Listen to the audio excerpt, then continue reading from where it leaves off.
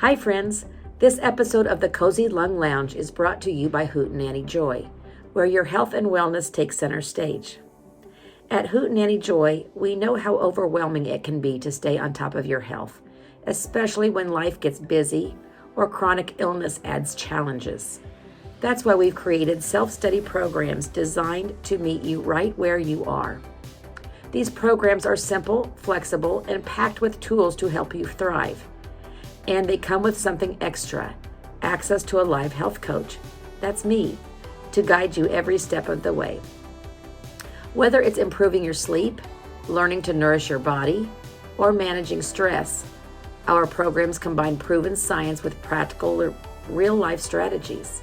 You can work at your own pace, get the answers you need during coaching sessions, and feel confident you're making progress. Ready to take that first step? Visit hootenannyjoy.com to explore the programs and choose the one that fits your journey best. Hootenanny Joy, because your health deserves a little joy.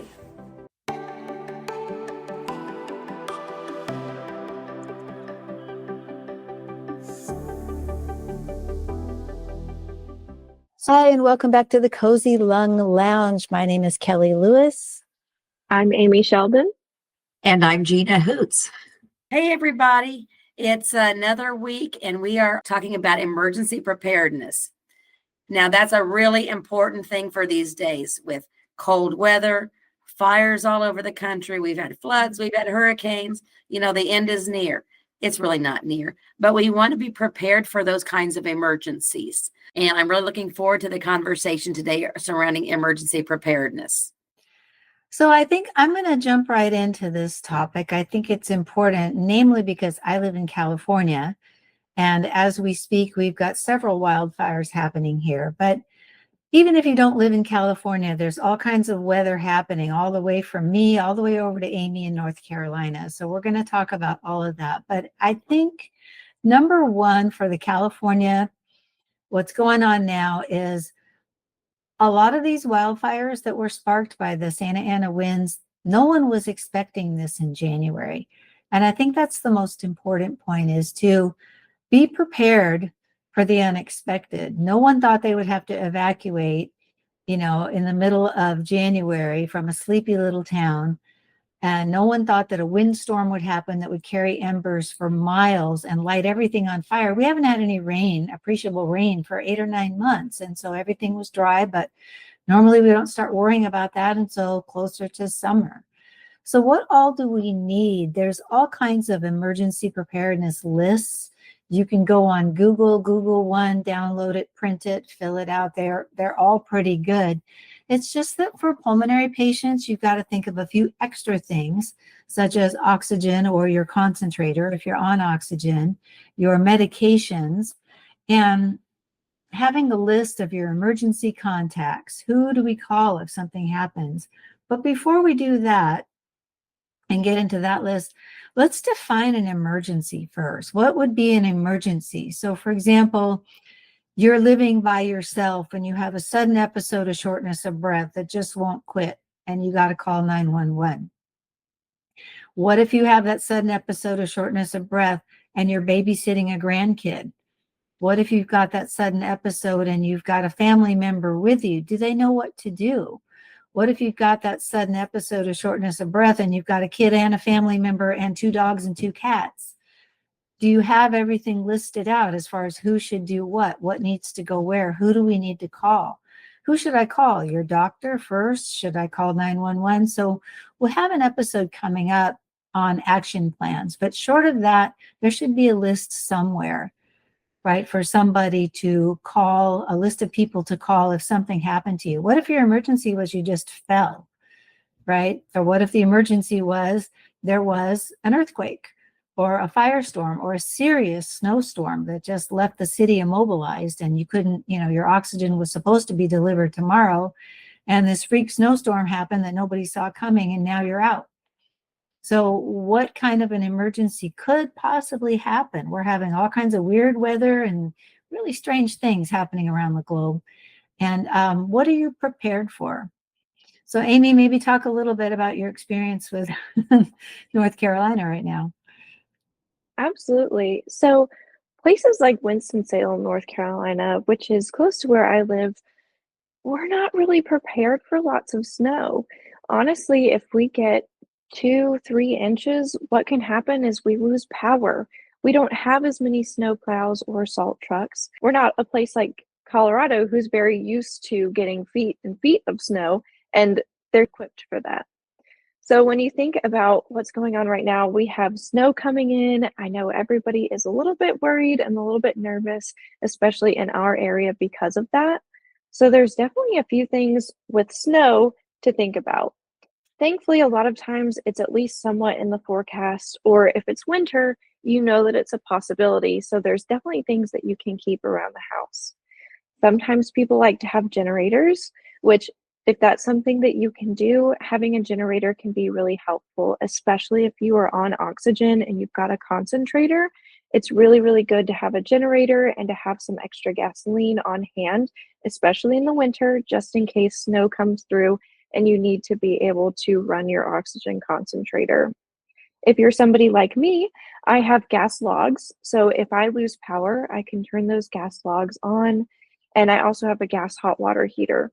So it's important to know the things that you do and don't have, and to think a little bit about, okay, well, what happens if I lose power? Do I need to fill up an extra pitcher or two in the refrigerator with water just in case I lose power for a little while? Do you need to have extra snacks on hand, stuff with protein that can be made even when you don't have electricity to heat things up? And the other important thing to think about is lanterns and making sure that you've got plenty of light. So if you don't have a generator and you may lose power, you don't want to trip over things on the floor. You don't want to trip over your oxygen tube. You don't want to trip over, a rug or your pet running around on the floor in the dark. So think about, how are you going to stay warm? Do you have plenty of food to eat? How are you going to get your oxygen if you've got a concentrator or if you've got oxygen tanks? Think about your medication and make sure that you just have enough supplies. Thankfully, in the winter, you can kind of plan on, okay, for the next few months, snow may happen. So what can I prepare for in October before the snow hits that will get me through the winter? Absolutely. And you were talking, Amy, about backup generators. Another thing, these days, almost everything is an LED charge. I bought a couple of little table lamps and I was looking at the bottom to put the batteries in. No, it's an LED charge. Everything has a little charging port. And I saw something the other day. It looks about the size of a car battery, but it's got all kinds of USB ports and regular 2-prong and 3-prong plug-ins. I can't remember how much it was, but that's one of those things that you keep charged up all the time. And it's big enough that if you lost power for some reason, then you could plug several things in there to make sure you keep your cell phone charged, right? So you can communicate with people. If you had to plug your oxygen concentrator in, it would power that as well. It's not going to last you a super long time like a generator would, but at least it's something if you just kept it charged up. Another thing that they tell us to do is every, Halloween and Easter or whatever, we change the batteries in our smoke alarms. So whilst you're doing that, change the batteries in your flashlights. Make sure that you know that your flashlights are going to work, because we hardly ever use them. And every time we go to use them for a night hike or something, oh, look, we need batteries. Do we have any of these big batteries? I don't think so. Well, then we're out. So make sure that your flashlight or your lantern batteries work, or that it's plugged in. Make sure that your car's got at least a half a tank of gas in it in case you had to suddenly get out. You don't want to be saying, oh, I got to stop at the gas station. Make sure that you're prepared. And, don't be afraid to think about fashioning some things that will make it easy for you to get out the door. I'm watching these people evacuate from the Pacific Palisades fire, and they've got 2 rolling suitcases in one hand, and they're carrying a backpack, and they're carrying something else in their other hand. Are you able to do that? Because if you're not going to be able to get out the door with everything that you need. And one of the coolest inventions one of my patients ever made was a rolling suitcase. And I may have talked about this before, but if you imagine looking at a rolling suitcase that's upright with a handle up top, right? What he did was cut out the top half of one side. So that way he could slip 2 oxygen tanks in there. He made it big enough, got a big enough suitcase that he could slip 2 e-cylinders of oxygen in there and then roll it. That's all he had to do. And then he made another one that would put a concentrator in there, just a portable concentrator. But that way they didn't have to sling it and carry it over their shoulder or in a backpack. They just put it in this thing that rolled and could roll right out the door with it. So just little inventions and gadgets that will make your life easier, just in case you had to run out your door. And even just for general traveling, going to the grocery store, just having something on wheels rather than trying to carry everything on your back. Absolutely. And when you're already stressed and dealing with everything within an emergency, you don't want to have to worry about lugging things around and worry about making yourself out of breath and making yourself exhausted as you're trying to deal with what's going on.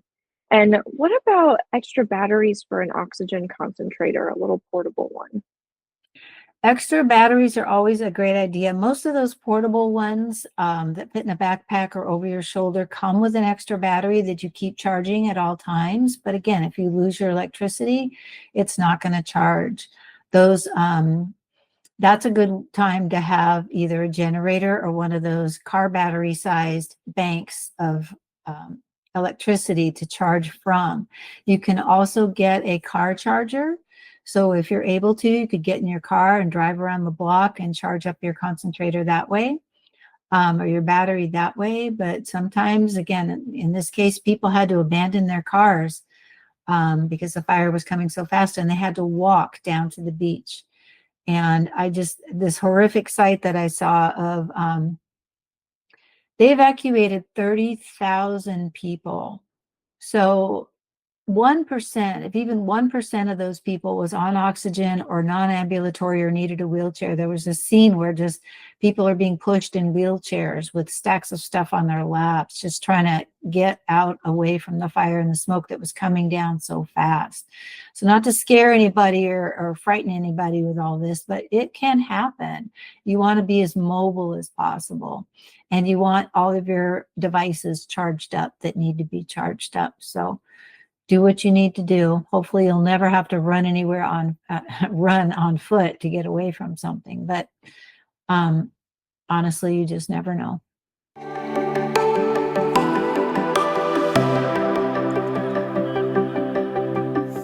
Living with a chronic respiratory condition doesn't mean giving up the things you love to do.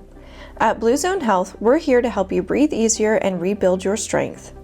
Our online cardiopulmonary rehab program offers tailored exercises, self-management training, and expert support from certified respiratory therapists. Accessible anytime, it's designed to reduce breathlessness, improve lung function, and empower you, all while connecting you with a supportive community. Visit bluezone.health and take the first step towards stronger lungs and a healthier future. Blue Zone Health. Breathe better, live better.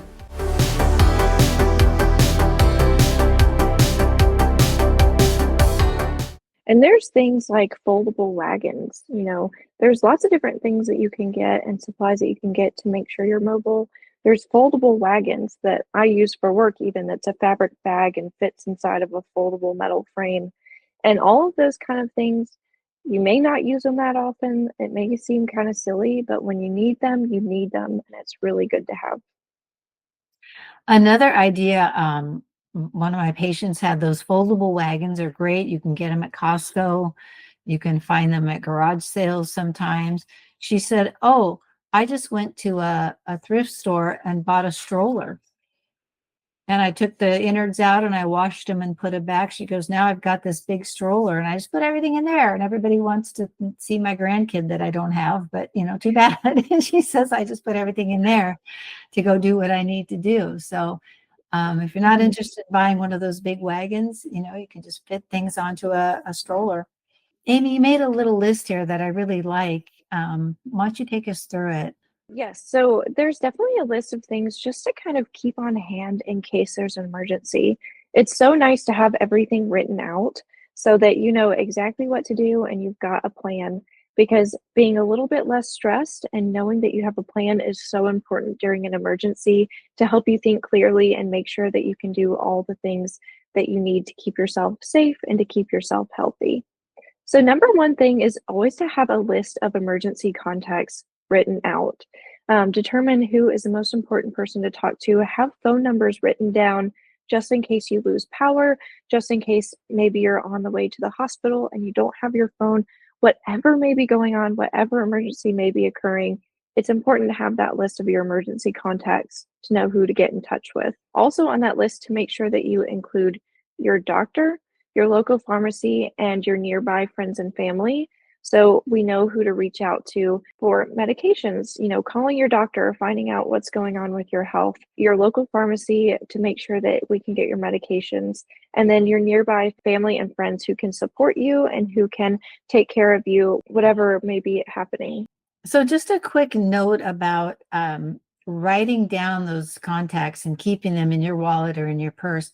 Before cell phones, we had to memorize our friends and family's phone numbers. And now that we've been spoiled with cell phones, we just look in there. But if your cell phone's dead, because you didn't charge it and then you lost power, and then next thing you know, and then you go somewhere or you use a neighbor's phone and you don't remember their phone number, because I don't remember any of my friends' numbers anymore. They're in my phone. Well, what if you don't have it? So another good reason to write those numbers down, put them in your wallet. And if something happens to you and I stumble across you, I don't know how to unlock your phone. I don't know who to call. So if I have those numbers in your wallet or somewhere where I can find them and say, oh, an emergency contact, then I know what to do and how to do it. And I think a lot of times when we talk about emergency preparedness, some people will think, oh, well, that's just over preparing and that's probably not going to happen. And they think it might be a little bit silly. But especially when you have concerns with your health, when you're on oxygen, when you are reliant on medications, this kind of stuff is so important because you never know what may happen. And in the moment of that emergency, you want to make sure that you're prepared as possible to make sure that everything goes smoothly and you have everything you need. Most definitely. And then let somebody know where you landed. If you ended up at a shelter or you ended up at a friend's house or a neighbor's house, then that way you can let people know where you are so that we can help you if you need help. So what else should we keep on hand at home? Suppose something happened, I don't know, and you had to shelter in place for 3 days. Are you prepared? What should people have on hand? Well, definitely non-perishable food in case the power goes out, some protein sources, and some good supplies. The second thing is to make sure, like we talked about, those battery backups or a generator or whatever you may need. If you've got an oxygen concentrator, you need to make sure that you've got either some sort of power source, whether that's just one of those energy banks like Kelly talked about, or a generator to keep everything running throughout your house. And then if you are on an oxygen tank, it's really important to make sure that you've always got plenty, especially if there's a storm coming up. Kelly, do you know a little bit more about that process and if you were able to get an extra or how that would work?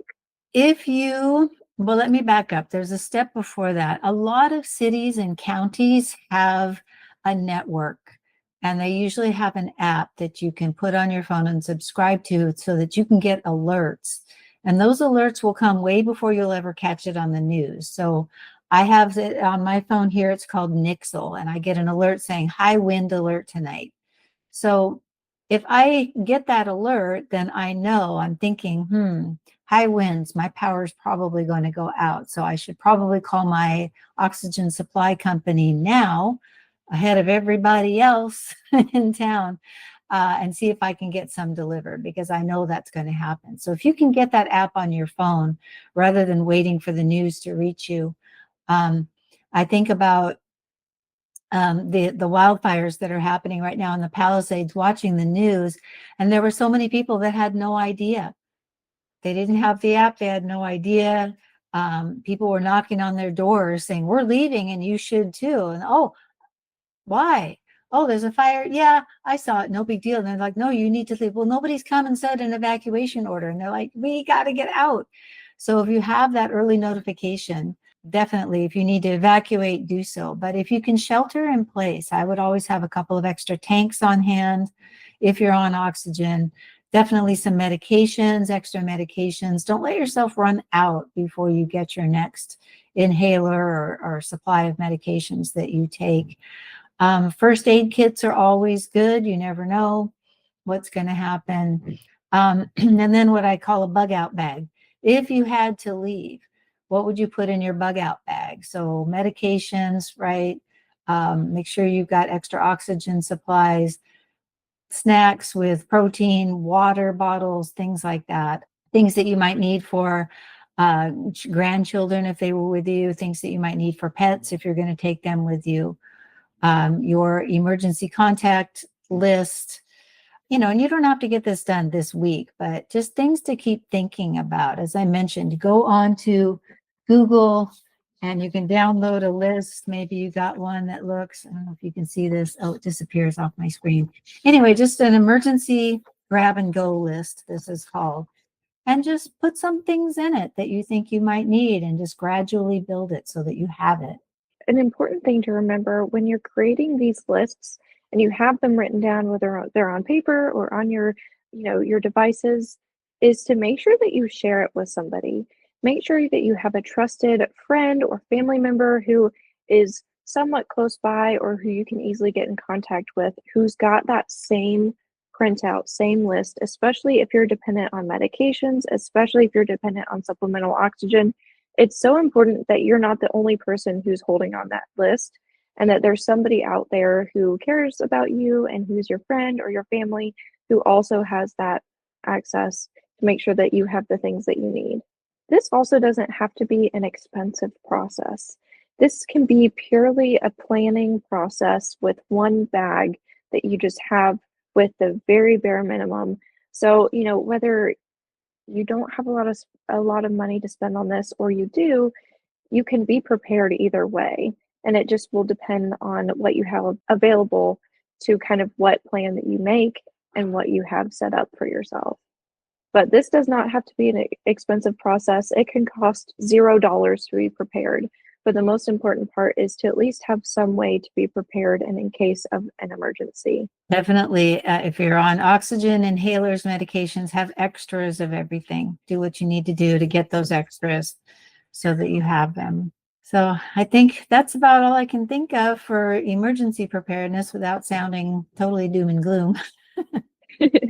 I know there's so much stuff going on right now. And so I think that this was a really important topic.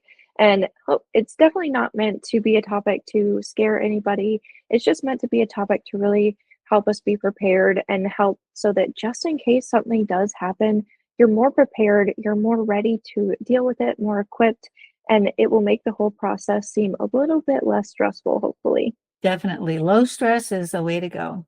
Well, Kelly, thank you so much for talking with us. And Gina, we're so excited to be here and to hopefully share a little bit about what we have going on and how emergency preparedness may help you get through certain events. Absolutely. And what's our topic next week? We are going to be talking about caregivers next week, actually. So if you are a caregiver or if you are close with a caregiver who takes care of you or someone else you know, this would definitely be a good episode to tune into. Good. And I hope we talk about finding a good caregiver too. So that'll be fun. Absolutely. All right. Well, thanks for joining us, everybody. And don't forget to breathe through it. Good night, everyone. Have a great time. Keep your supplies close by. And we're going to keep those emergencies away and out of my neighborhood. And keeping myself and my family prepared for anything that might come around the corner. See you next time. Bye, everyone. See you next time.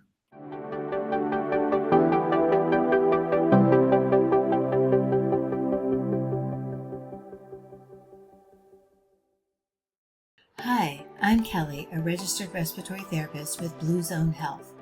Do you feel breathless much of the time? Are you unsure of how to manage your breathlessness? Is it keeping you from doing all the things that you would like to do? I'm here to help you learn to work with your healthcare team to come up with a plan that will work for you. There are lots of tools, tips, and tricks and breathing exercises that you can do now that will help you breathe easier and more effectively. I look forward to joining you on this journey and empowering you to breathe better.